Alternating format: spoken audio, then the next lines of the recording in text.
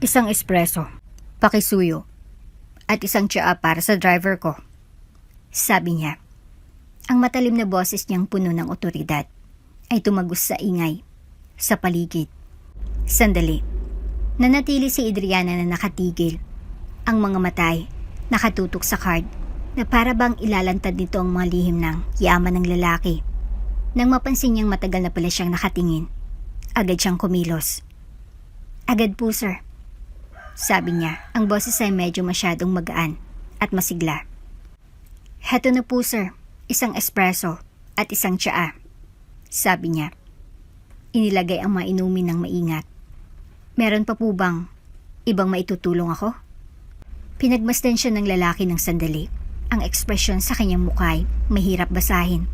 Tapos, sa ikinagulat ni Adriana, itinutulak niya ang business card sa counter patungo sa kanya. Parang, sabi ka. Sabi niya, may bahagyang ngisi sa labi. Kung naghanap ka ng mas magandang oportunidad, tawagan mong opisina ko. Kung bago ka pa lang sa channel neto, ibang kwento ni Ate Jane, istorya mo, ikwento ko. Huwag kalimutang pindutin ang notification bell at subscribe button. Nakaupo si Adriana Faye sa lumang sofa sa maliit na sala ng kanilang bahay. Ang tunog ng telebisyon ang bumabalot sa hangin habang ang boses ng kanyang ina na puno ng inis ay tumagos sa paligid. Adriana, 23 taon ka na. Hindi pwedeng maghapon ka na lang na walang ginagawa. Kailangan mo ng trabaho. Sigaw ng kanyang ina. Nakapatong ang mga kamay sa mga balakang. Ang mukha'y puno ng inis. Pumikit si Adriana at pinaikot ang mga mata. Ang mga kuko niyang maayos na manicured ay kumatok sa armrest. Naghahanap naman ako ng tamang oportunidad, ma. Hindi pwedeng basta-basta na lang. Alam mo yun. Bumuntong hininga ang kanyang ama mula sa sulok. Ibinaba ang kanyang dyaryo. Tamang oportunidad? Adriana, tinanggihan mo na lahat ng job suggestions na binigay namin sa'yo. Panahon na para tigilan mo ng pagiging mapili. Hindi tayo bumabata. At hindi namin kaya na suportahan ka magpakailanman. Bilog ang mga mata ni Adriana. At agad siyang naupo ng tuwid. Ang mga mata niyang itim ay kumikislap. Hindi ko hiningi na ipinanganak ako, hindi ba? Kung sawa na kayong tulungan ako, sabihin niyo lang.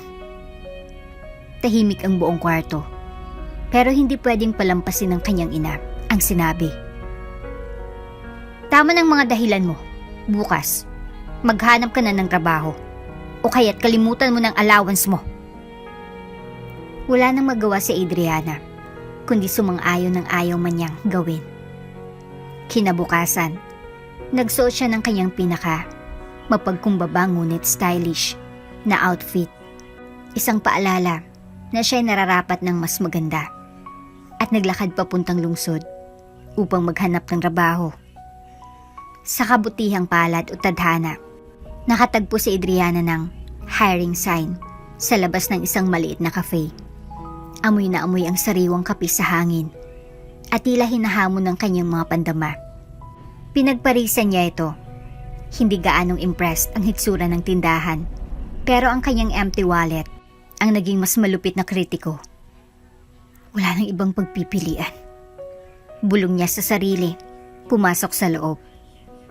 Ang manager, isang mabait ngunit pagod na lalaking nagngangalang Paul, ay hindi na tumingin pa ng mabuti sa kanyang resume bago siya tinanggap agad. Kulang ang matauhan sa cafe at kailangan niya maghanap ng tulong. Simula bukas, sabi ni Paul nang mas mabilis. Inabot ang isang apron. 8 a.m. ang shift mo, ha? Nagpakita ng peking ngiti si Adriana. Oo naman, maasahan mo ako. Kinabukasan, pilit nang gumising si Adriana at naglakad papunta sa trabaho. Dumating na 15 minuto ang pagka-late. Hindi siya nag-abala mag-sorry. Iniisip niyang sapat na ang kanyang kagandahan at charm. Ang malasakit niyang pag-uugali ay napapansin din ng kanyang trabaho. Nagdidilig ng kape. nakakalimot ng mga order at gumigiw-giw sa mga reklamo ng mga customer. Sa loob-loob ni Adriana, galit na galit siya. Mas magaling ako sa ganito. Hindi ako nababagay dito. Kailangan ko ng pera, hindi ganitong uri ng buhay. Pero may mga benepisyo rin ng trabaho. Sa pagitan ng mga shift, napapansin ni Adriana ang mga paminsang mayaman na customer na pumapasok. Ipinagmamalaki ang kanilang mga designer na damit at marangyang pamumuhay. Nag-iisip siya kung paano maging isa sa kanila. Isang tao na ang pinakamalaking problema ay kung anong luxury bag ang bibilhin nila sunod. Isang hindi inaasahang araw, ang kayang monotonous na routine ay nagbago. Isang makintab na itim na kotse ang huminto sa harap ng cafe. Kumikislap sa araw ang makinis nitong katawan. Lumingon si Adriana nang makitang pinto ng kotse na bumukas at isang matikas na lalaki sa kanyang mga late 60 na edad na may suot na eleganting suit na lumabas. Ang kanyang pilak na buhok at ang kanyang commanding presence ay agad na natawag pansin habang papalapit siya sa cafe. Mabilis na nag-ayos si Adriana. Tumuwid ang postora. Ang mga pandamay naging alerto. Hindi niya alam kung sino ang lalaking iyon, pero ang tungkol sa kanya ay nagbabadya ng yaman. Pumasok siya sa cafe. Ang mga matay agad na naghanap sa buong paligid bago tumigil sa kanya. Napatigil si Adriana. Hindi maintindihan kung bakit siya nakakaramdam ng kaba sa tingin ng lalaki. Nang lumapit siya sa counter, mabilis ang pagtakbo ng kanyang isipan. Sino kaya siya? At bakit parang may malaking pagbabago sa buhay ko? Bago pa makapagsalita si Adriana upang batiin siya, naglabas ang lalaki ng isang maliit at kumikislap na bagay mula sa kanyang bulsa. Tumaas ang tibok ng puso ni Adriana at naghanda sa kung anong susunod. Pumapalo ang puso ni Adriana nang hilain ng lalaking isang makintab na silver na card holder mula sa kanyang bulsa. Binuksan niya ito ng mabilis at maayos at inalis ang isang business card. Nilagay ito ng maayos sa counter. Isang espresso, pakisuyo, at isang tsaa para sa driver ko, sabi niya. Ang malalim na boses niyang puno ng otoridad ay tumagos sa ingay sa paligid. Sandali. Nanatili si Adriana na nakatigil, ang mga matay nakatutok sa card na para bang ilalantad nito ang mga lihim na yaman ng lalaki. Nang mapansin niyang matagal na pala siyang nakatingin, agad siyang kumilos. Agad po sir, sabi niya. Ang boses ay medyo masyadong magaan at masigla. Kumilos siya ng may hindi pagkaraniwang kasanayan. Inihanda ang order na parang buhay niya ay nakataya rito. Nang makumpleto niya na ang lahat, bumalik siya sa counter. Ang ngiti, ganap na kinabisado. Heto na po sir, isang espresso at isang tsaa, sabi niya.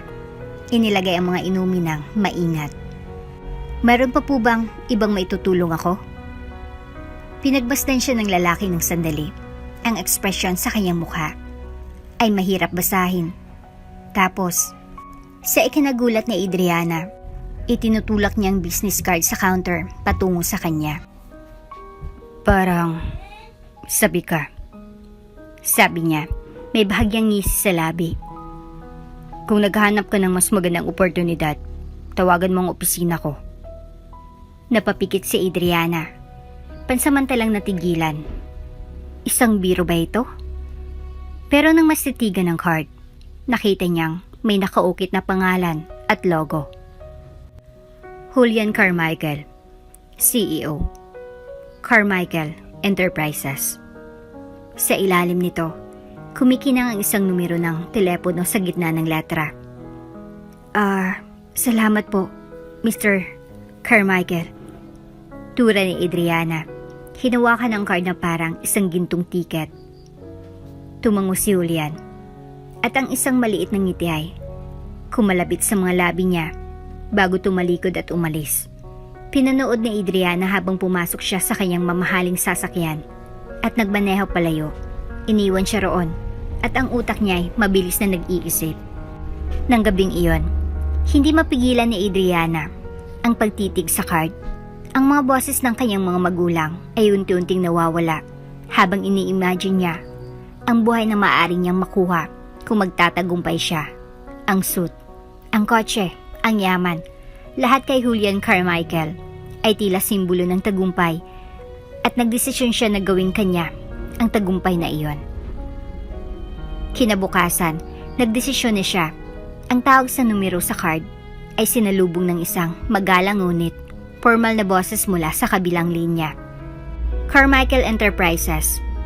Paano kita matutulungan? Ipinakilala ni Adriana ang sarili.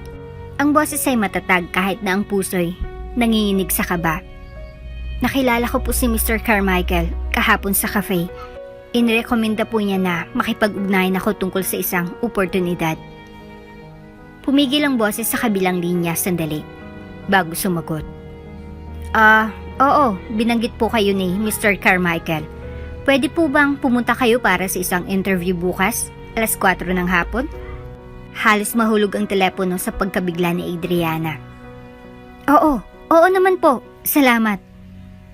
Kinabukasan, dumating si Adriana sa Carmichael Enterprises na 30 minutos bago ang oras.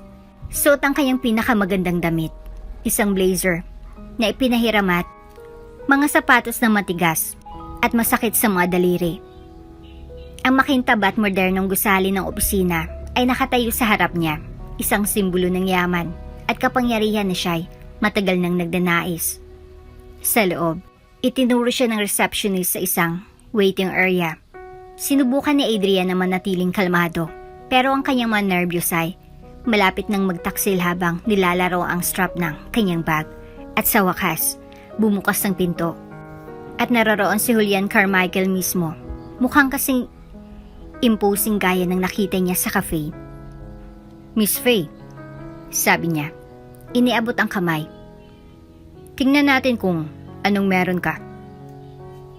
Nang pumasok si Adriana sa office ni Julian, hindi niya maiwasang maramdaman na ito ay higit pa sa isang simpleng job interview. Isang laro ito. At hindi siya sigurado kung alam niya kung paano ito lalaruin. Sumunod si Adriana kay Julian Carmichael, papasok sa maluwag niyang opisina.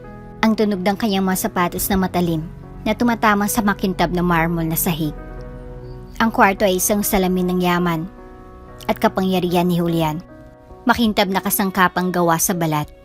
Isang pader ng salamin na nakaharap sa buong lungsod. At mga estante na puno ng mga parangal at mga litrato niya kasama ang mga prominenteng tao.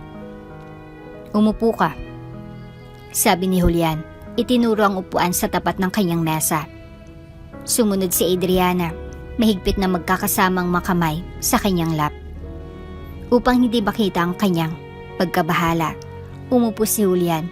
Inilagay ang likod sa upuan at nagsimulang suriin siya gamit ang matalim niyang mga mata. Kaya, Miss Faye, nagsimula siya.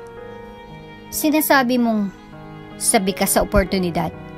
Bakit ko nga ba paniwalaan na iba ka sa mga aplikante na pumapasok sa pintuan ko tuwing linggo?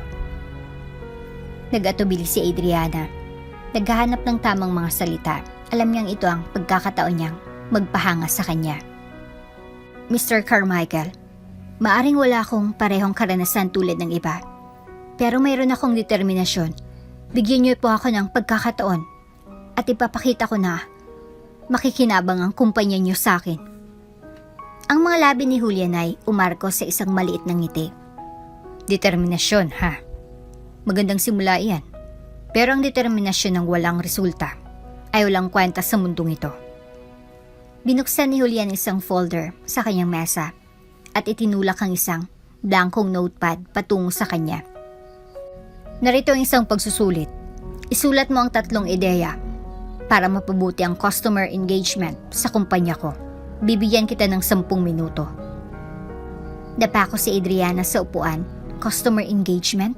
Wala siyang alam tungkol sa mga estratehiya sa negosyo. Ngunit hindi siya pwedeng magkamali. Malalim na huminga siya, kinuha ang panulat at nagsimulang magsulat ng mga ideya. Ang isipan ay mabilis na tumatakbo sa bawat hagod ng kanyang kamay. Pagkatapos ng 10 minuto, Itinulak ni Adriana ang notepad pabalik kay Julian. Ang puso ay mabilis ang tibok. Binasa ni Julian ang kanyang mga nota. At ang ekspresyon sa mukha nito ay hindi mabasa. Interesting, sabi niya pagkatapos ng ilang sandali. Hindi perpekto, pero nakikita ko ang potensyal. Huminga si Adriana ng maluwag. Ang dibdib ay gumaan. Salamat po, sir. Handa pa akong matuto. Tumayo si Julian at nagsimulang mag-ayos ng mga kamay. Mag-umpisa ka sa sales, mahirap na trabaho, door to door, na pagbebenta. Matagal na oras at patuloy na pagtanggi. Pero kung kayanin mo, magkakaroon ka ng pagkakataong umakyat sa rangko. Nagmamadali si Adriana na tumango. Kahit ang ideya ng door-to-door sales ay nakakapagpasakit sa kanyang tiyan. Hindi po kita bibiguin. Sa mga sumunod na linggo, ibinuhos ni Adriana ang sarili sa bagong papel na ito. Kinamumuhian niya ang bawat segundo, ang mga awkward na usapan, ang mga pagtanggi, ang mga paltos sa kanyang mga paa. Ngunit pilit niyang isinusuong ang ngiti sa kabila ng lahat. Meron siyang layunin at hindi siya papayag na may humadlang dito. Sa hindi inaasahan, nagbunga ang kanyang sipag. Sa pagtatapos ng kanyang unang buwan, nakapag-secure siya ng 2 malaking kliyente at napahanga pa si Julian. Na dati may mga pagdududa, ang kanyang pagsusumikap ay nagbigay sa kanya ng bonus at isang paanyaya sa isang dinner kasama si Julian sa isa sa pinakamahal na restaurant sa lungsod. Sa dinner, itinaas ni Julian ang baso niya at binati siya. Magaling ang ginawa mo, Adriana. Aaminin ko, hindi ko inaasahan ng marami sa iyo nung una. Pero pinatunayan mo na mali ako. Ngumiti si Adriana, naramdaman ng kasiyahan at pride. Salamat po, Mr. Carmichael. Lahat po ng ito ay dahil sa iyong gabay. Habang nagpapalitan sila ng mga kwento at nagiinuman ng alak, hindi may iwasang mapansin ni Adriana kung paanong ang mga mata ni Julian ay patuloy na nakatingin sa kanya. Admiration ba ito? O may iba pang ibig sabihin? Nangyumuko si Julian at sinabi, "Iba ka, Adriana. May isang bagay sa iyo na nakakapukaw ng interes ko." Parang tumigil ang puso ni Adriana. Nagsimula siyang maglaro sa isang laro. Pero malalaman kaya niyang maglaro sa mga patakaran ng isang laro na hindi pa niya ganap na nauunawaan? Namula si Adriana sa mga salitang binitaw ni Julian. Iba ka. Mayroong isang bagay sa iyo na nakakaintriga sa akin. Ginampanan niya ang papel ng masigasig na empleyado. Ngunit ngayon, naramdaman niyang may kakaibang halo ng tagumpay at kaba. Nahulaan na ba siya ni Julian? O bahagi lang ba ito ng kanyang natural na alindog? Maingat niyang pinili ang mga salita. Sa tingin ko po, nakikita niyo ang potensyal ko, Mr. Carmichael. Nais ko lang pong matugunan ang mga inaasahan ninyo. Tumawa si Julian. Nilalaro ang kanyang baso ng alak. Na-overachieve mo na nga, Adriana. Kaya't nais ko sanang pag-usapan ng isang ibang klase ng oportunidad. Huminga ng malalim si Adriana. Ito na bang sandali na kanyang hinihintay? Mabilis ang kanyang pag-iisip. Ini-imagine ang mga mamahaling regalo, promotion, o baka naman mas personal pa. Nakikinig po ako. Sabi niya, ang boses ay matatag kahit pa may kilig na tumatago sa kanyang tiyan. Tumagilid si Julian. Ang mga mata ay nakatutok sa kanya. Naghahanap ako ng isang tao na pwede kong pagkatiwalaan. Hindi lang sa trabaho kundi pati na rin sa personal na buhay. Mahirap maghanap ng loyalty ngayon. At sa tingin ko, ikaw na yatang hinahanap ko. Bumilis ang tibok ng puso ni Adriana. Ang mga salitang iyon ay nakabitin sa hangin na parang isang nakakaakit na pangako. Ngunit alam niyang may kasamang pagsubok. Ang tiwala ay mahalaga. Sagot niya. Tinitigan siya ng matatag. Gusto kong patunayan na karapat-dapat ako sa tiwala mo. Ngumiti si Julian ng kaunti. Makikita natin. Sa mga sumunod na linggo, nagsimula ng imbitahan ni Julian si Adriana sa mas eksklusibong mga dinner at mga events. Nakilala niya ang mga business tycoons at mga influential na tao, at bawat interaksyon ay isang hakbang patungo sa buhay na nais niyang makamtan. Pinagbuti ni Adriana ang kanyang papel. Maasikaso, kaakit-akit at palaging nasa tabi ni Julian. Ngunit sa bawat tagumpay, naramdaman niyang tumataas ang mapusta. Hindi lang si Julian, basta isang boss. Siya isang tao ng kapangyarihan, at napagtanto ni Adriana na kailangan niyang mag-ingat. Kung magkamali siya, maaring mawala ang lahat. Isang gabi, nagulat si Adriana nang imbitahan siya ni Julian sa kanyang mansyon para sa isang dinner. Ang malawak na mansyon ay tulad ng kanyang iniisip. Mga magagarbong chandelier, marmol na sahig, at isang staff na kumikilos ng parang orasan. Isang sulyap ito sa buhay na nais niyang angkinin. Ang dinner ay intimate. Sila lamang ni Julian ang nakaupo sa isang mahabang, magarang mesa. Puno ng alak si Julian, at ang kanyang ekspresyon ay mas maligaya kaysa dati.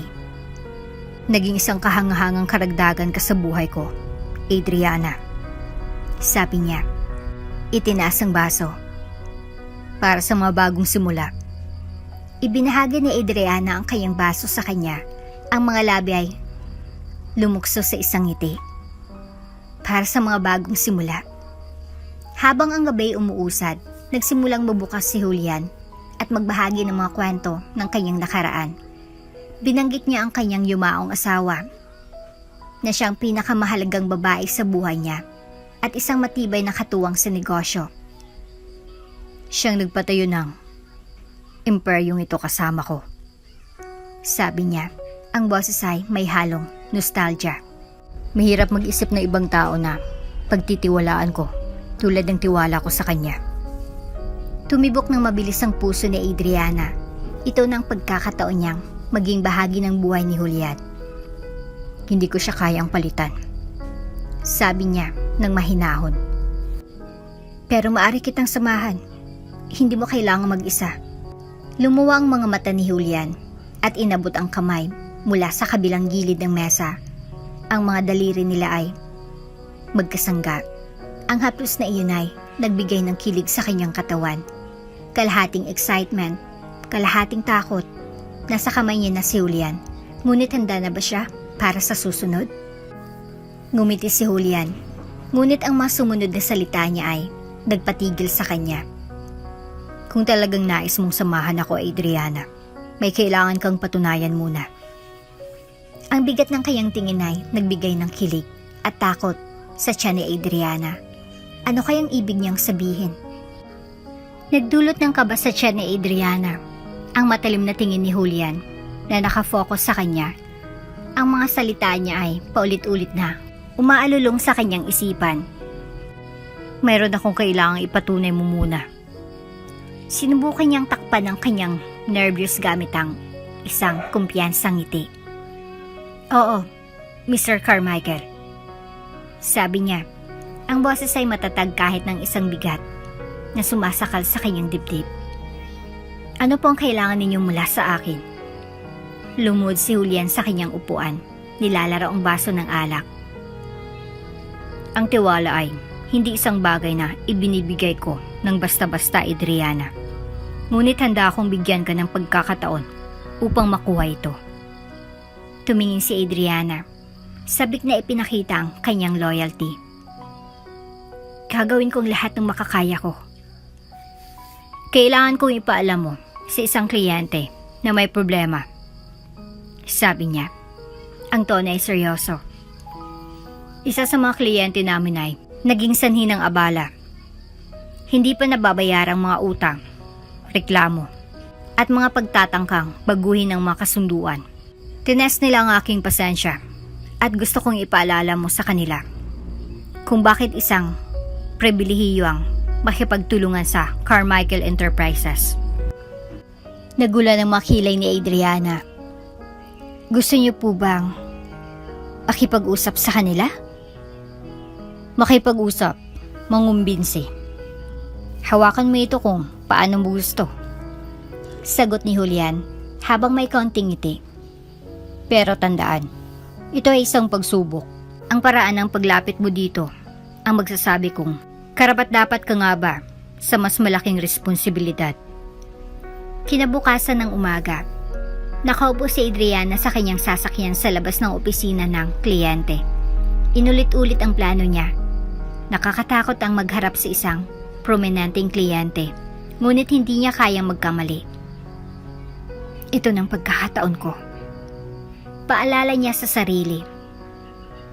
Kung malalampasan ko ito, isang hakbang na ako patungo sa buhay na nararapat sa akin. Sa loob, nakipagkita siya sa kliyente, isang matalim na magsalitang lalaki sa kalagitnaan ng kanyang edad, na tila hindi interesado sa kanyang presensya. Iniluwa ni Adriana ang kanyang pride at inihanda ang isang maingat na talumpati tungkol sa kahalagahan ng magandang relasyon sa Carmichael Enterprises. Ipinakita niya ang kumpanya ni Julian ay hindi may iwasan at malumanay niyang ipinaalala sa kliyente ang mga posibleng epekto nang mawala ng pabor sa isang makapangyarihang kasosyo. Nagulat siya nang sa wakas ay sumang-ayon ng lalaki, tinanggap ang mga kondisyon at muling inayos ang kasunduan. Umalis siya sa opisina na may halo ng ginhawa at kasiyahan. Pagbalik sa state, naghintay si Julian sa kanyang study. Inilahad ni Adriana ang kanyang tagumpay. Tinanaw ang ekspresyon ni Julian para sa anumang palatandaan ng pagpapahalaga. Magandang trabaho, sabi ni Julian.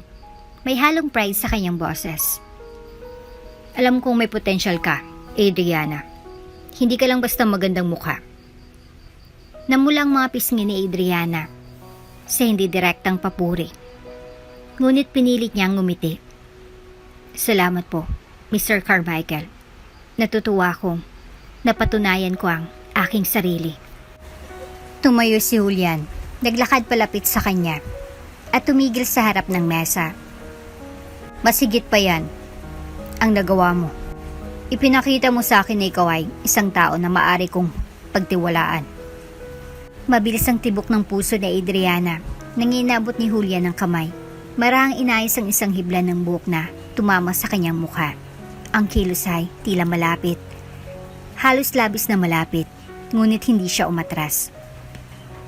Naipon mo na ang tiwala ko, sabi ni Julian ng mahina. At kapag may tiwala, may oportunidad. Habang sinisimulan ni Adriana na magdiwang sa kanyang tagumpay, kumalabit ang cellphone ni Julian sa mesa. Tumingin siya sa screen at nagbagong ekspresyon ng mukha. Pasensya na, sandali lang, sabi niya at lumabas ng kwarto. Hindi kayang alisin ni Adriana ang pakiramdam na ang laman ng telepono na iyon ay maaring magbago ng lahat. Naupo si Adriana sa study ni Julian. Ang isipan ay mabilis na nag-isip. Ang bigla niyang pag-alis ay nag-iwan sa kanya ng hindi komportabling pakiramdam. Parang ang lahat ay naging sobrang mabilis, sobrang lihim. Inilabas ni Adriana ang kanyang mata sa teleponong iniwan ni Julian sa mesa. Hindi pa ito nakalak. At ang notification mula sa isang hindi kilalang nagpadala ay sumindi sa screen. Gagawin ko ba? Naisip ni Adriana. Nilalaro ang kanyang labi. Ang kanyang pagkausisay hindi may iiwasan. Pinili niyang ipaliwanag ito bilang bahagi ng kanyang pagiging tapat kay Julian.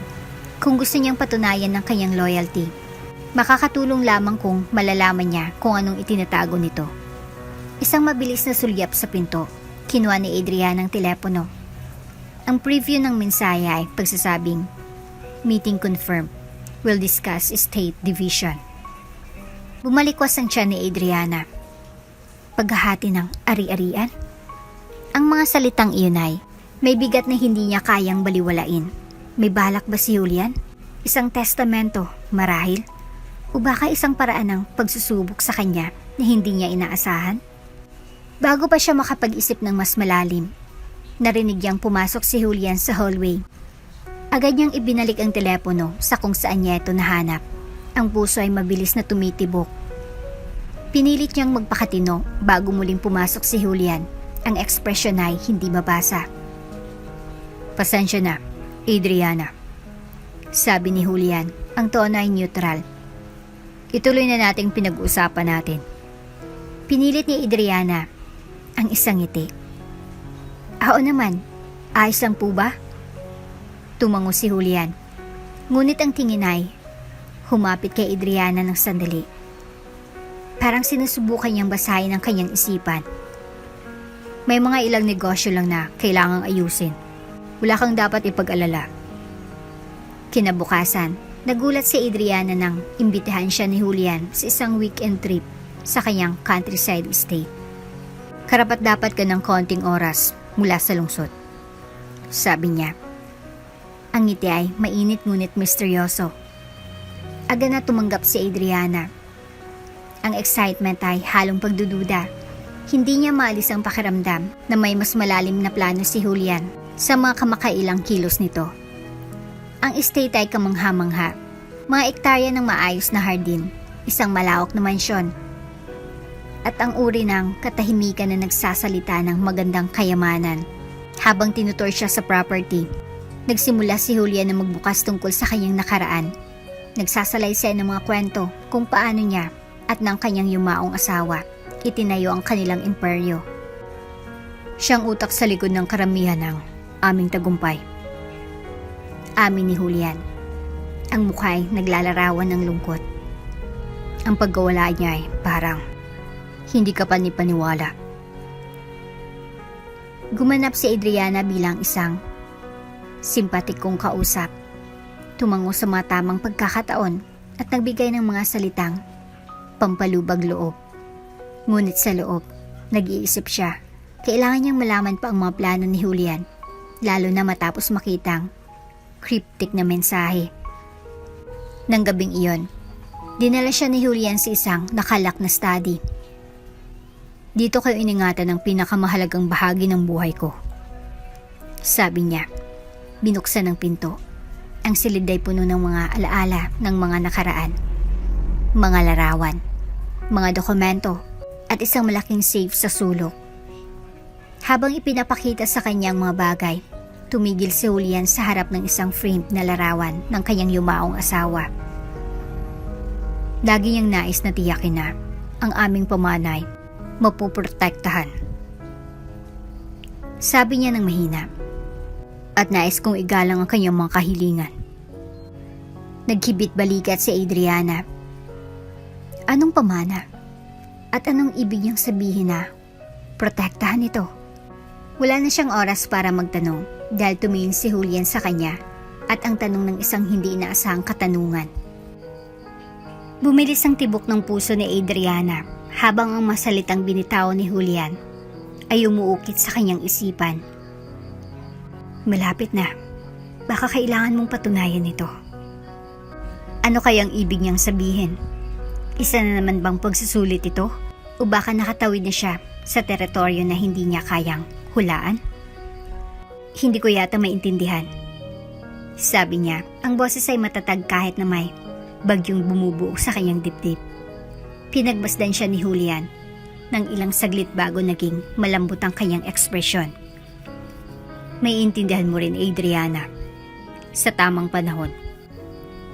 Inanyayaan siya ni Julian na sumunod habang lumalabas sila ng study.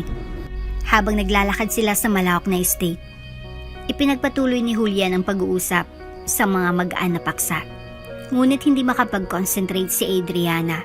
Ang isip niya ay puno ng mga katanungan tungkol sa cryptic na mensahe sa telepono ni Julian at ang safe sa kanyang study. Anong mga lihim kayang itinatago ni Julian? At mas mahalaga, paano niya ito magagamit sa kanyang kalamangan? Nang gabing iyon, habang kumakain sila sa veranda ng estate, nagbagong ugali ni Julian. Tahimik siya, mas malalim mag-isip. Ang paglubog ng araw ay nagbigay ng gintong liwanag sa tanawin, nagbigay ng isang halos surreal na atmosfera. "Adriana," Nagsimula siya, inilapag ang kanyang baso ng alak. Patunayan mong iyong sarili sa mga paraang hindi ko inaasahan. Ipakita mong loyalty, ang determinasyon. At isang bagay na hindi ko naramdaman sa loob ng mga taon. Nahulog ang hininga ni Adriana. May sasabihin ba siya? Ito na ba? Iniisip ko nang hinaharap.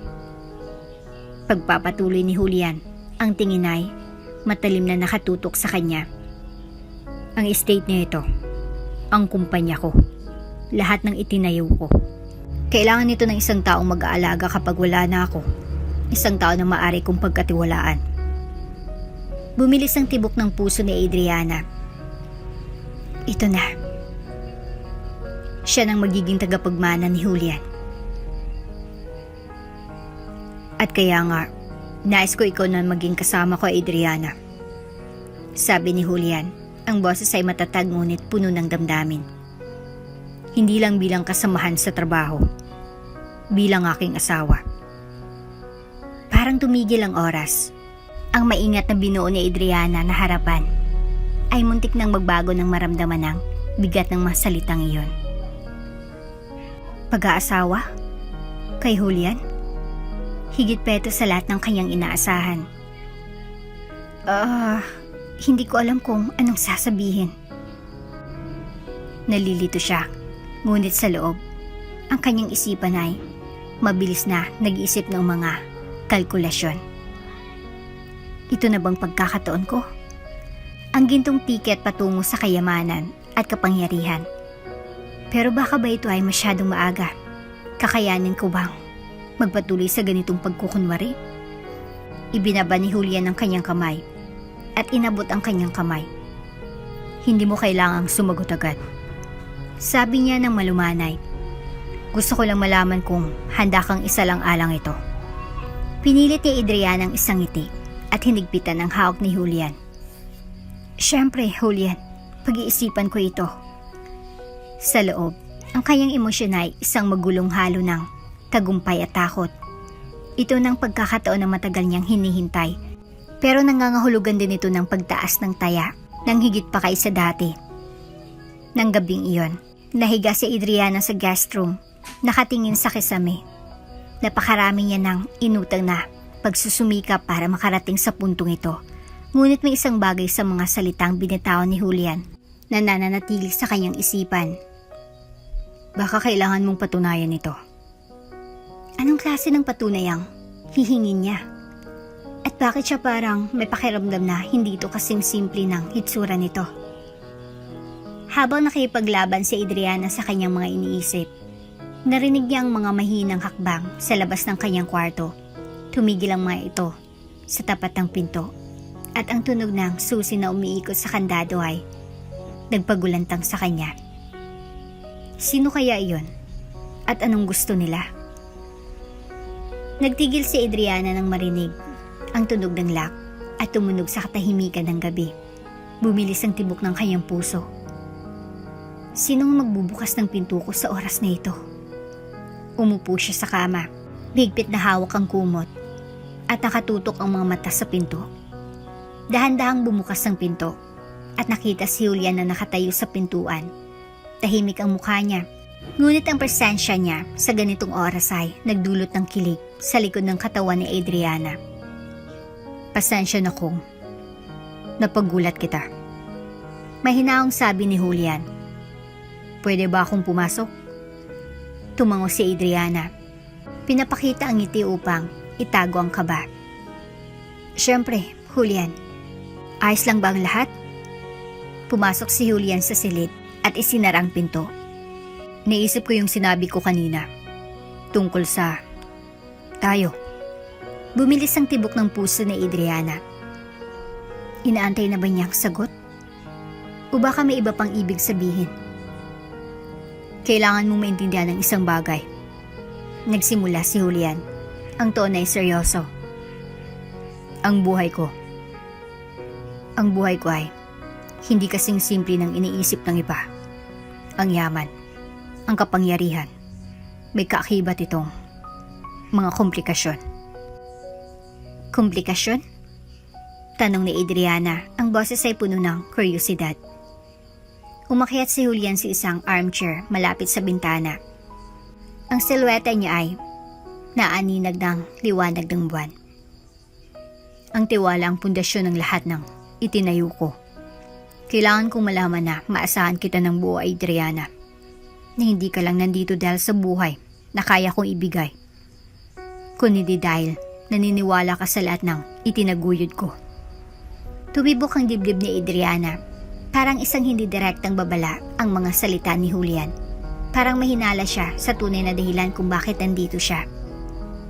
Maasahan mo ako, Julian. Sagot ni Adriana, ang boses ay matatag. Hindi ako magiging nandito kung hindi. Matagal na pinanood ni Julian si Adriana bago siya tumango. Naniniwala ako sa iyo. Pero may ipapakita ako sa iyo. Isang bagay na susubok sa iyong katatagan.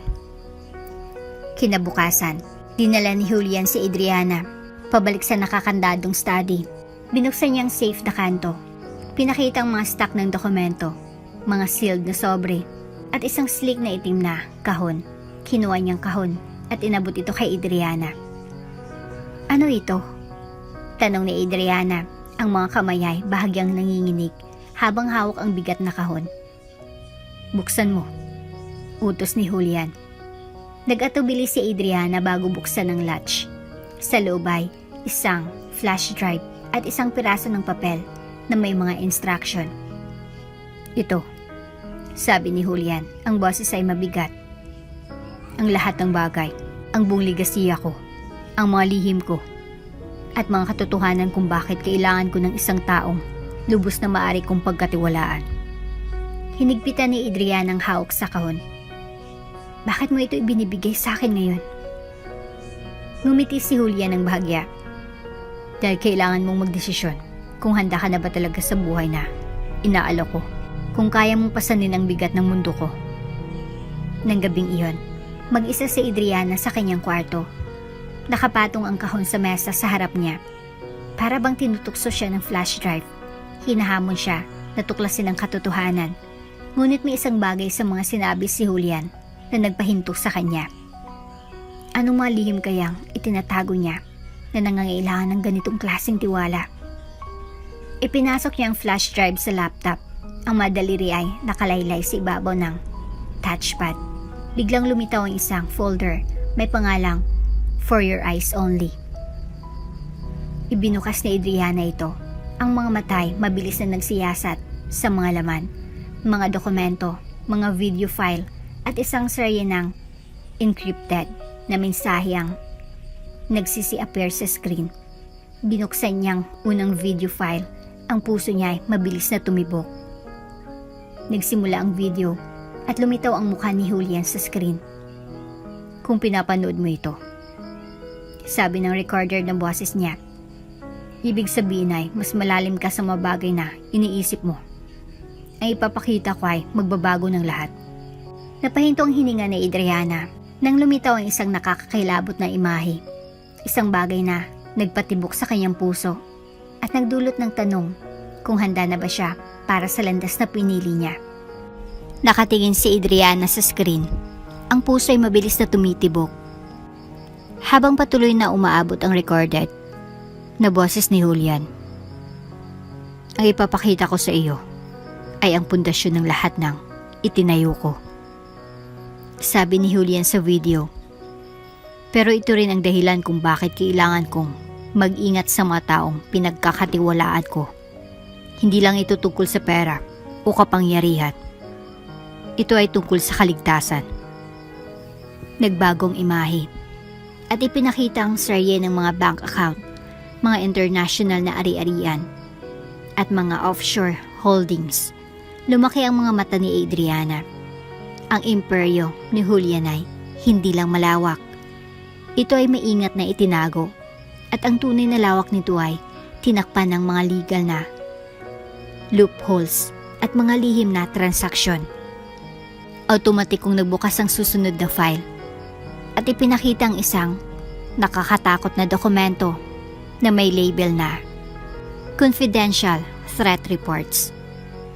Napasingap si Adriana habang binabasa ang mga ulat tungkol sa mga pagtatangkang manloko, mag-blackmail, at sirain ang imperyo ni Julian. Binanggit ang makakompetensya sa negosyo, mga dating empleyado na naging kalaban, at pati na rin ang mga detalye ng isang misteryosong sunog na sumira sa isa sa kanyang mga bodega ilang taon nang nakalilipas. Ito ang halaga ng tagumpay, sabi ng boses ni Julian. Ang bigat ng kanyang mga salita ay malinaw na naramdaman. Hindi may iwasan ang mga kaaway, at ang pagtataksil ay maaring manggaling mula sa mga pinakamalalapit na kaalyado. Kaya nga palagi akong maingat kung sino ang pinapayagan kong makapasok sa buhay ko. Pinindot ni Adriana ang pause sa video. Ang mga kamay ay nanginginig. Akala niya ang yaman ni Julian ang pinakamalaking asset nito, ngunit ngayon ay nakita niya ito rin palang pinakamalaking panganib. Ano kayang pinapasok ko? Tanong niya sa sarili. Kinabukasan, natagpuan ni Julian si Adriana sa hardin ng estate. Ang itim na kahon ay nakapatong sa mesa sa tabi niya. Tinitigan siya ni Julian sandali bago nagsalita. Nakita mo na bang mga files? Tumango si Adriana. Ang ekspresyon ay maingat. Oo. At tanong ni Julian. Ang tono ay may pagsisiyasat. Iniisip mo pa rin ba na kaya mong panghawakan ang buhay na ito? Nag-atubili si Adriana. Ang isipan ay naguguluhan sa takot at ambisyon.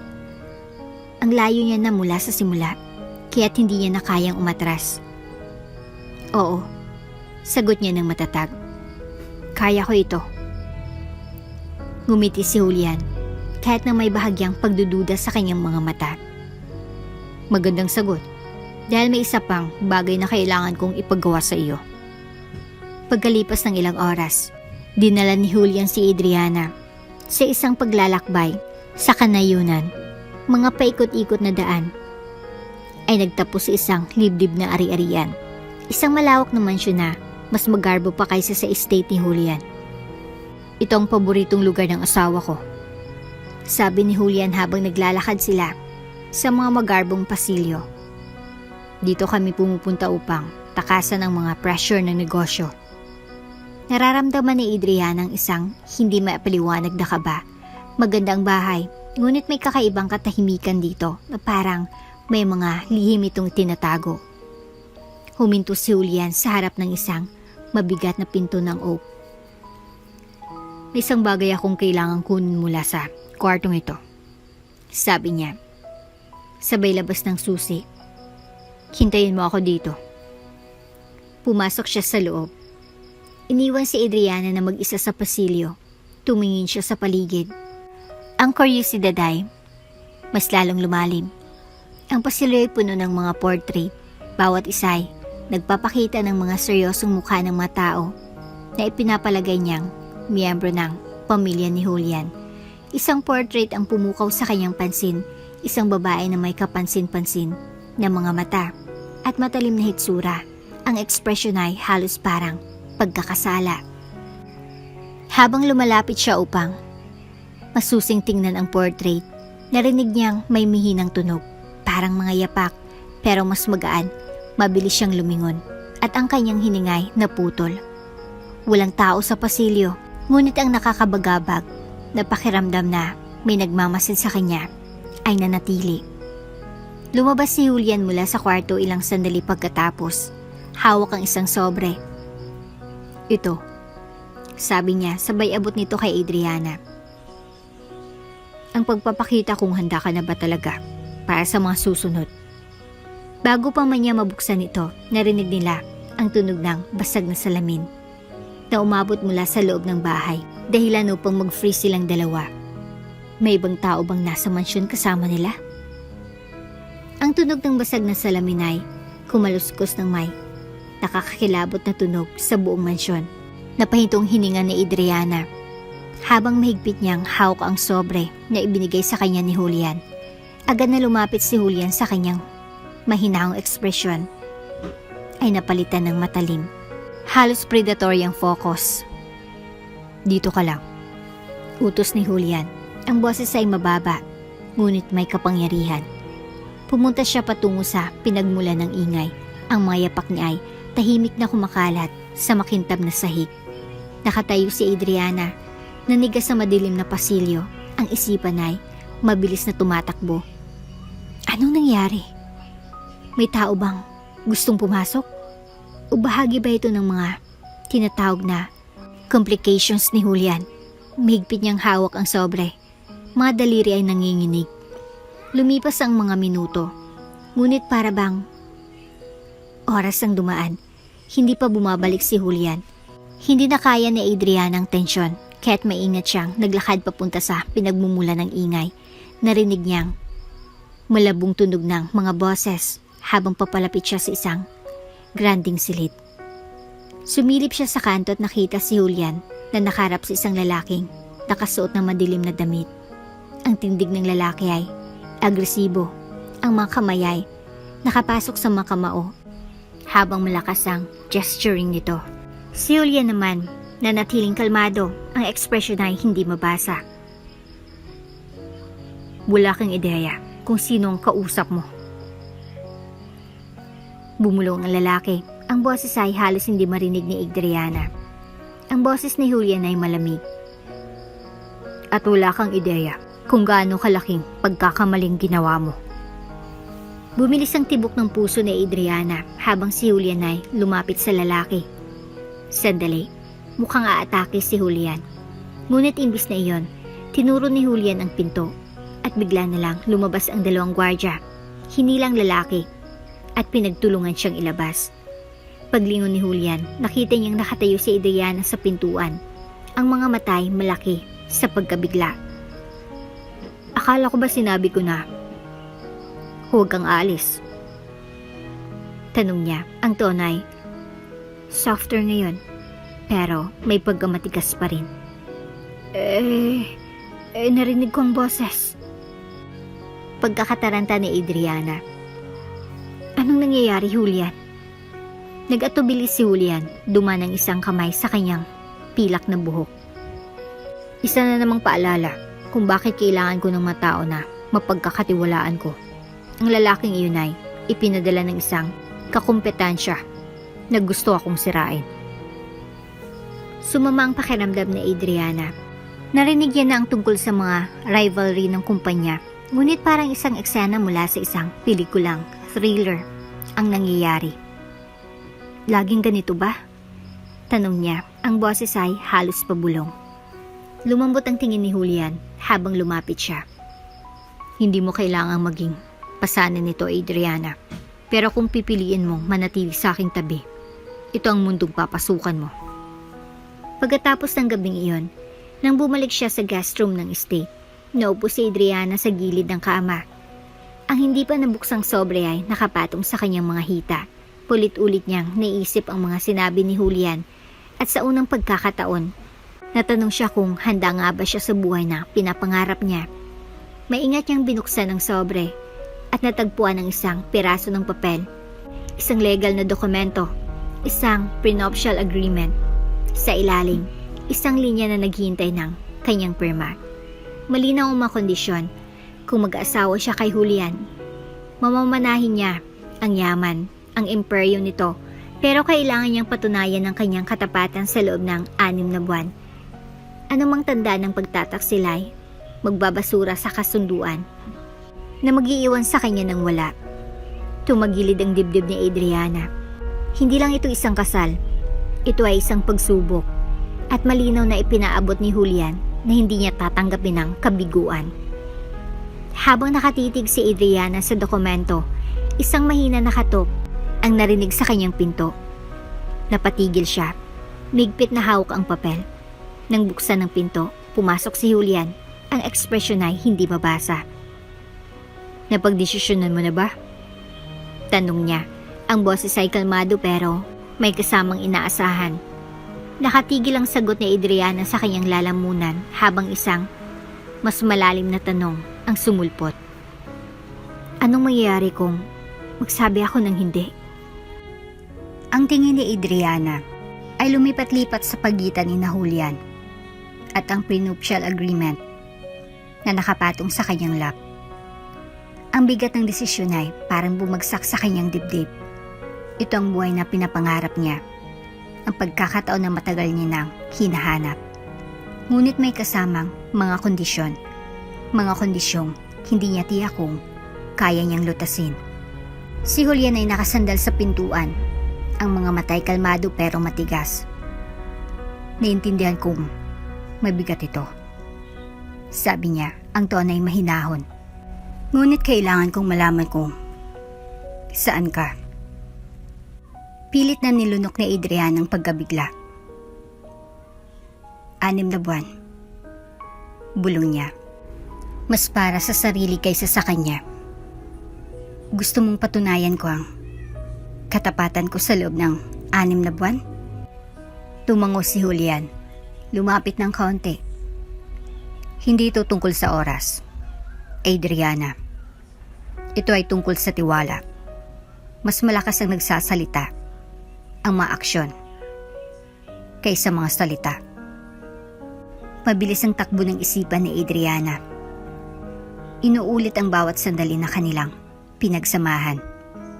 Ang flash drive, ang mga banta, ang lalaking pumasok sa estate. Hindi na ito tungkol sa luho at estado. Ito ay tungkol sa kaligtasan. Kaya ba niyang pagdaanan ng mapanganib na mundo ni Julian at makalabas ng buhay? Tumingin si Adriana kay Julian. Ang kanyang determinasyon ay tumitibay. Kailangan niyang magpatuloy, ano man ang mangyari. Gagawin ko, sabi niya. Ang boses ay mas matatag kaysa sa nararamdaman niya. Ngumiti si Julian ng bahagya. Kitang-kitang aprobasyon sa kanyang mukha. Magaling kung ganun. Gawing formal natin. Kinabukasan, dumating ang legal team ni Julian para tapusin ang kasunduan. Pinirmahan ni Adriana ng dokumento. Ang kanyang pirma ay naging simbolo ng kanyang pangako sa isang buhay na puno ng parehong pangako at panganib. Pinagmamasdan siya ni Julian ng mabuti. Para bang naghanap ng mga bitak sa kanyang kumpiyansa. Matapos makompleto ang mga papeles, tumingin siya kay Adriana. Hindi magiging madali ang susunod na 6 na buwan. Adriana, magkakaroon ka ng mga responsibilidad, manghamon, at mga mata na nagmamasid sa bawat hakbang mo. Pero kung magtatagumpay ka, magiging iyo ang lahat. Tumango si Adriana. Ang ekspresyon ay matatag. Handa na ako. Ang mga sumunod na linggo, mas pinalalim ni Julian ang pagsasama ni Adriana sa kanyang mundo. Dumalo siya sa mga high-stakes na pulong. Sinamahan siya sa mga eksklusibong kaganapan at maging sa mga confidential na session ng estratehiya. Ang glamour, ang kapangyarihan ay nakakabighani. Ngunit ang tensyon ay walang humpay. Bawat desisyon ay parang isang pagsubok. Bawat usapan ay isang potensyal na bitag. Isang gabi, kinulat siya ni Julian ng isang pribadong hapunan sa estate. Nalampasan mo ang mga inaasahan ko, sabi niya. Ang baso ng alak ay itinaas patungo sa kanya. Hindi ko iniisip na may sino man na makaka-adapt ng kasing bilis mo. Ngumiti si Adriana. Itinatago ang pangingilid ng duda sa kanyang isipan. May magaling akong mentor. Tumawa si Julian. Ang tingin niya ay matagal na nakatutok sa kanya. Napatunayan mo na ang halaga mo, Adriana. Pero may isa pa akong gawain na ibibigay sa'yo. Tumaas ang dibdib ni Adriana. Anong klaseng gawain? Lumapit si Julian, ang ekspresyon ay seryoso. Kailangan kong dumaan ka sa isang negosasyon para sa akin. Kasama ng isang kliyente na mahirap kausap. Pero nagtitiwala ako na kaya mo. Ang tibok ng puso ni Adriana ay mabilis. Hindi pa siya nakaranas ng negosasyon, lalo na sa isang kliyente na tinuturing ni Julian na mahirap. Pero tumango siya, tinatago ang kaba. Gagawin ko ang lahat ng kinakailangan. Ibinaba ni Julian ang isang folder sa mesa. Ang mga daliri niya ay humawak saglit sa gilid. Sa folder na ito, matatagpuan ang mga detalye na kailangan mo para sa negosasyon. Pag-aralan mong mabuti. Inabot ni Adriana ang folder. Ngunit nang buksan niya ito, ang unang pangalan na nakita ay naging saninang pagyelo ng dugo sa kanyang mga ugat. Bakit parang kilala niya ito? At anong mga lihimang ibubunyag ng negosasyong ito? Tinutok ni Adriana ang mga nilalamon ng folder. Ang puso niya ay mabilis na tumitibok. Ang pangalan na nakasulat sa itaas ng dokumento ay isang pangalan na hindi niya nakita sa loob ng maraming taon. Anton Rivera. Ang mga kamay niya ay nanginginig habang binabasa ang mga susunod na detalye.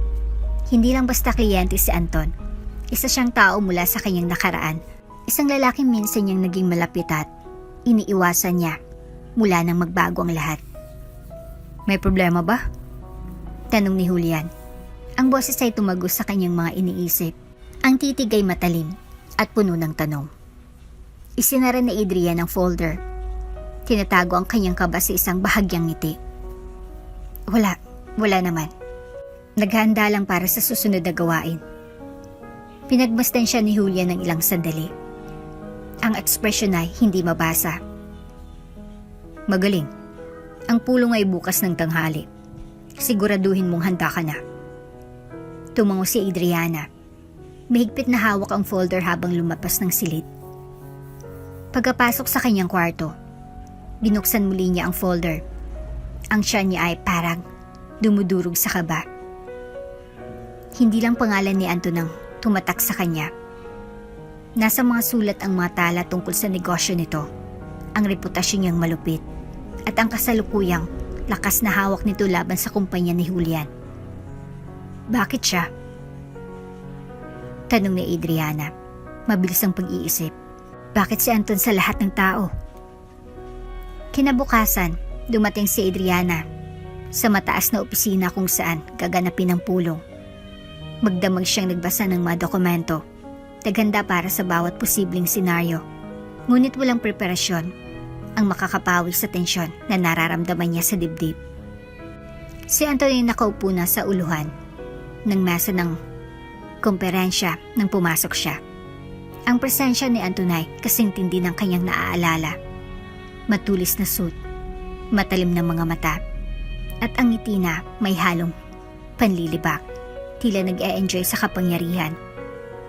Well, sabi ni Anton. Nakarelax na nakasandal sa upuan. Adriana Faye. Patagal-tagal na.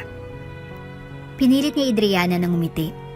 Itinatago ang pagkabigla na kilala siya ni Anton agad. Anton, tara na. Simulan na natin ang negosyo. Tumawa si Anton. Halatang tuwang-tuwa. Diretso na sa punto. Para bang mga lumang panahon. Nang magsimula ang negosasyon, mabilis na napansin ni Adriana na hindi lang mahirap si Anton. Nagpapalaro siya ng mapanganib na laro. Nagtatago ng mabanta. Hinihingi ang mga kondisyon na sobrang taas at sinusubok ang kanyang tibay sa bawat hakbang. Ngunit hindi siya bumigay. Pinapalitan ng mga kahilingan nito ng maingat na matugon. Tumagal-tagal ang oras at ang tensyon sa kwarto ay lalong lumalaki. Sa wakas, si Anton ay kumilos at tumagilid. Ang ngiti ay unti-unting nawawala. Isa sa alang-alang ko ang alok mo. Sabi niya, ang tono ay seryoso. Pero may isang kondisyon. Pumintig ang puso ni Adriana. Anong kondisyon? Pinanukala ni Anton ang mga mata at nagbago ang ekspresyon. Sabihin mo kay Julia na gusto kong makipagkita sa kanya ng personal. Walang mga tagapamagitan. Walang mga pagkaantala. Harapan. Pagbalik ni Adriana sa estate ni Julian, siya ay pagod ngunit determinado. Ikwento niya ang buong pulong. Kabilang na ang kahilingan ni Anton na makipagkita kay Julian ng personal. Nagkunot ang noo ni Julian. Ang pangay parang tigas. Tinutukso tayo ni Anton. Gusto niyang makita kung susunod tayo sa gusto niya. Anong gagawin natin? Tanong ni Adriana. Ang boses ay matatag kahit pa nadarama niyang may lumalaki ng kaba. Nagbagong ekspresyon ni Julian. Ibibigay natin ang gusto niya, pero sa mga kondisyon natin. Habang nagsasalita si Julian, ang cellphone niya ay nagbuzz sa mesa. Tiningnan niya ang screen at ang mga matay kumitid. Nang walang salitang sinabi, kinuha niya ito at lumabas ng kwarto. Ang dibdib ni Adriana ay kumabog ng malakas nang mapagtanto niyang mas mataas pang mga taya kaysa kailanman. Anong larong nilalaro ni Julian? At isa lang ba siyang phone sa kanyang board? Naupo si Adriana sa study ni Julian. Ang isip niya gumugulong.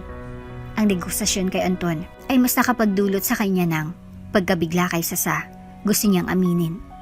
Ang misteryosong reaksyon ni Julian at ang bigla niyang pag-alisay lalong nagpalala ng kanyang kaba. Magaan ang kanyang pinaghirapan upang makuha ang kanyang posisyon. Ngunit hindi niya maalis ang pakiramdam na siya'y nahihirapan sa isang laro na halos hindi niya nauunawaan. Bumalik si Julian ilang minutong nakalipas. Ang ekspresyon ng mukha ay hindi mabasa. Inilapag niya ang kanyang cellphone sa mesa at tumingin ng tuwid kay Adriana. Gusto ni Anton ng meeting at ibibigay ko siya ng isa. Pero hindi ito magiging simpleng negosasyon. May pakiramdam akong may ibang layunin siya. Nag-atubili si Adriana. Anong klase ng layunin? Nang magtungo si Julian papalapit, ang tono niya ay mababa at seryoso. Hindi lang negosyo ang gusto ni Anton. Gusto niyang magkaroon ng leverage. Susubukan niyang hukayin ang nakaraan mo. Maghanap ng anumang pwedeng gamitin laban sa atin. Tumaas ang dibdib ni Adriana. Ang nakaraan ko? Alam na ba niya ito? Tumingin si Julian ng matalim. Parang may pakiramdam na may tinatago siya. Kung may anumang bagay na kailangan mong malaman, Adriana, ito ng tamang panahon upang sabihin mo sa akin. Ipinasa ni Adriana ang mabigat na paghinga. Hindi niya kayang ibunyag ang buong kaysaysayan nila ni Anton. Sisirain nito ang lahat. Wala. Sabi niya ng matatag habang nakatingin kay Julian. Nanatili akong tapat sa iyo. Pinagmasdan siya ni Julian ng matagal bago tumango. Magaling. Kung ganun, magpatuloy tayo. Itinakda ang pulong kay Anton sa susunod na gabi sa isang pribadong club sa downtown. Ipinilit ni Julian na samahan siya ni Adriana na itinurong ito bilang isang nagpapakita ng pagkakaisa at isang pagsubok ng kanyang katapatan. Nang dumating sila, ramdam na ramdam ang tensyon sa hangin. Bumiyahe si Anton at sinalubong sila ng kanyang trademark na ngiti. Ang kanyang kilos ay kalmado ngunit may pag-iisip. Julian, Adriana, isang kaligayahan. Ang ekspresyon ni Julian ay malamig. Magsimula na tayo, Anton. Tumawa si Anton. Itinuro silang umupo. Lagi kang seryoso, Julian. Pero sige, usapan natin ang negosyo. Nagsimulang pag-uusap ng maayos. Binanggit ni Anton ang kanyang mga kondisyon. Ngunit habang tumatagal ang gabi, nagbago ang tono ni Anton. Ang mga salita niya ay naging matalim. At ang mga tanong ay naging mas malalim. Lalo na nang patungkol kay Adriana. Kaya, Adriana, sabi ni Anton, iniikot ang kanyang inumin. Paano ang pakiramdam na nariyan ka sa tabi ni Julian? Mukhang isang malaking pag-upgrade mula sa iyong pinagmulan, hindi ba? Ang mga kamay ni Adriana ay humigpit sa kanyang baso, ngunit nanatili ang mukha niyang walang reaksyon. Nagsikap ako upang makuha ang aking lugar dito. Ang ngiti ni Anton ay lalong lumalim. Oh, hindi ako magdududa dyan. Pero sabihin mo nga ako, Julian. Alam mo bang lahat tungkol sa kanya? Ang mga tao tulad ni Adriana, sila'y puno ng mga sorpresa. Hindi kumilos ang ekspresyon ni Julian, ngunit naramdaman ni Adriana ang bigat ng kanyang tingin. Alam niyang tinutukso siya ni Anton. Sinusubukang sirain ang peke niyang imahin na matagal niya nang itinaguyod. Pagkatapos ng pulong, tumayo si Anton Ang ngiti ay hindi pa rin nawawala. Pag-iisipan ko ang mga kondisyon. Sabi niya. Niyayakap si Julian. Pero huwag nating gawing lihim ang mga bagay-bagay. Laging nagiging magulo yan. Pagkaalis ni Anton, humarap si Julian kay Adriana. Ang boses niya ay mababa. Nagpapalaro siya. At hindi ko ito gusto. Anong alam niya? Pinilit ni Adriana na magpakalma ng hininga. Nagbabalat kayo lang siya. Gusto niyang guluhin tayo. Hindi agad sumagot si Julian. Ang mga mata niya ay hinahanap ang mga mata ni Adriana. Parang sinusubukang alamin ang buong katotohanan. Kung hindi siya nagbabalat kayo, Adriana, kailangan kong malaman. Dahil kung binigyan mo siya ng armas, hindi lang ako masasaktan. Madidestroy ka rin. Naramdaman ni Adriana ang panginginig ng katawan niya habang bumangon ng mga salita ni Julian. Bago pa siya makasagot, ang cellphone ni Julian ay muling nagbuzz. Tiningnan niya ito at nagkunot noo. May problema tayo. Sabi niya ng mabilis. Ang boses ay puno ng pag-aalala. Gumawa na si Anton ng kanyang susunod na hakbang. At hindi ito ang inaasahan natin. Bumals ang telepono ni Julian nang may kasamang agarang tono. At ang kunot ng kanyang noo ay lalong tumindi habang binabasa ang mensahe. Naglabas ng pampublikong pahayag si Anton tungkol sa kasunduan natin. Sabi niya, ang boses ay matalim. Implying na may hindi etikal tungkol sa negosasyon natin. Naguluhan si Adriana. Anong ibig sabihin nun?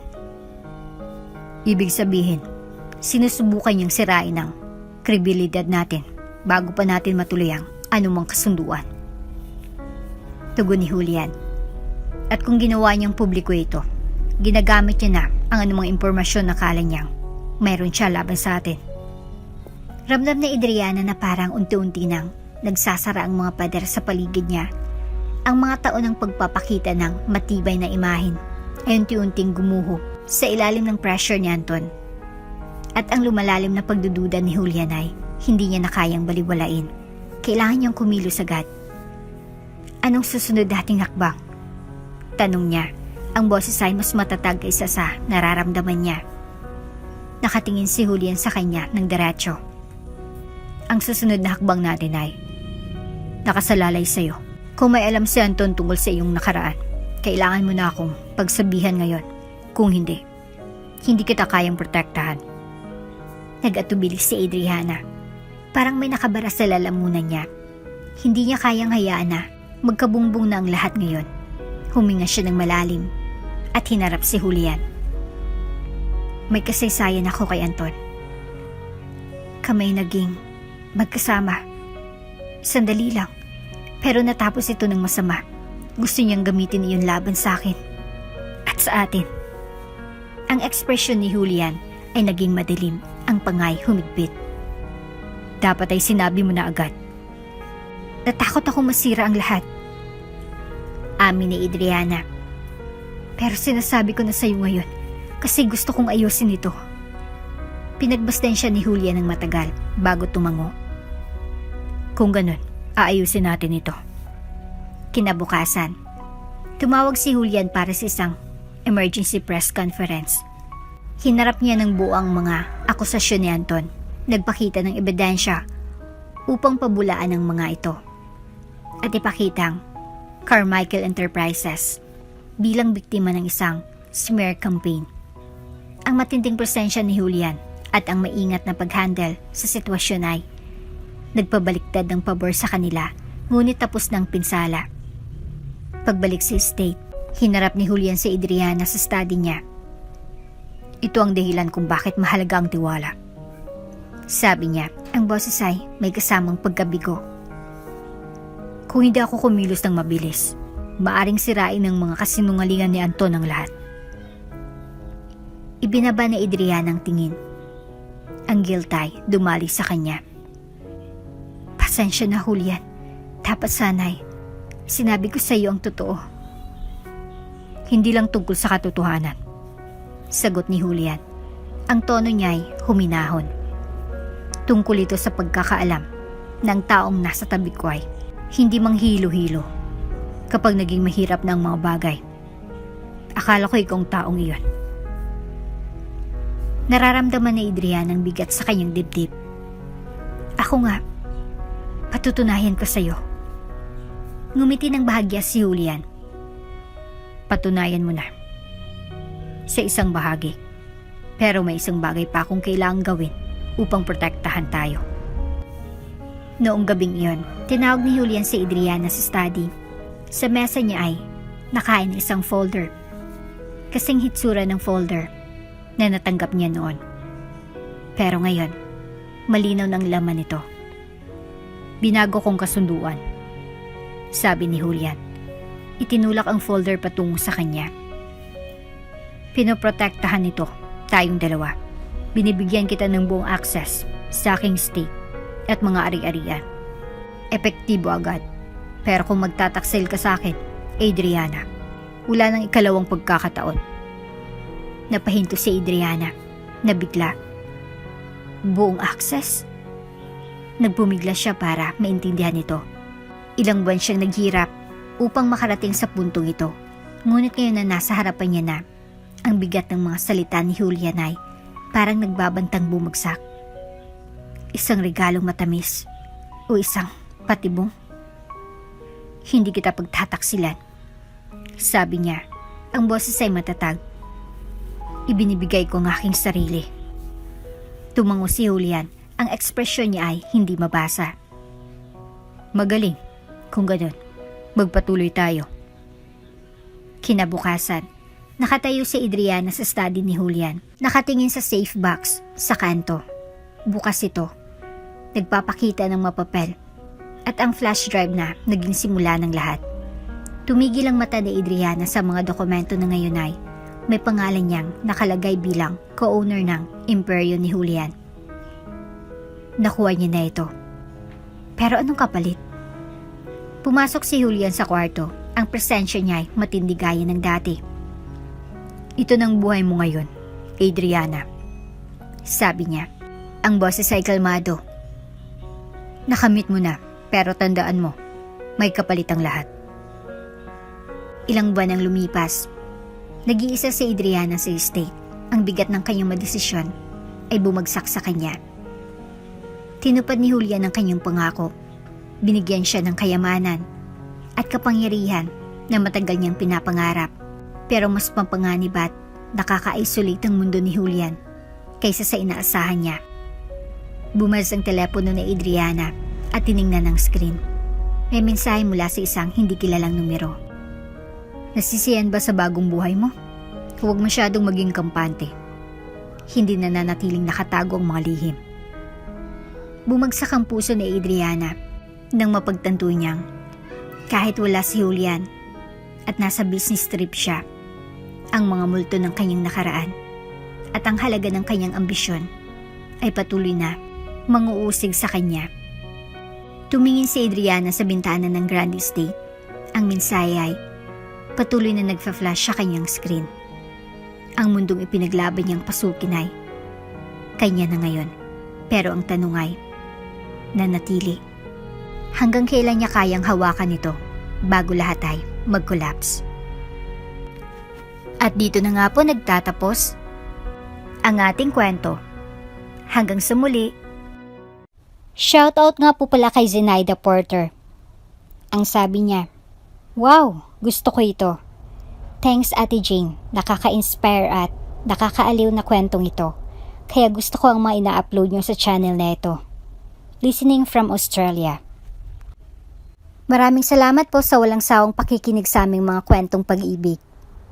God bless po, Ma'am Zenaida.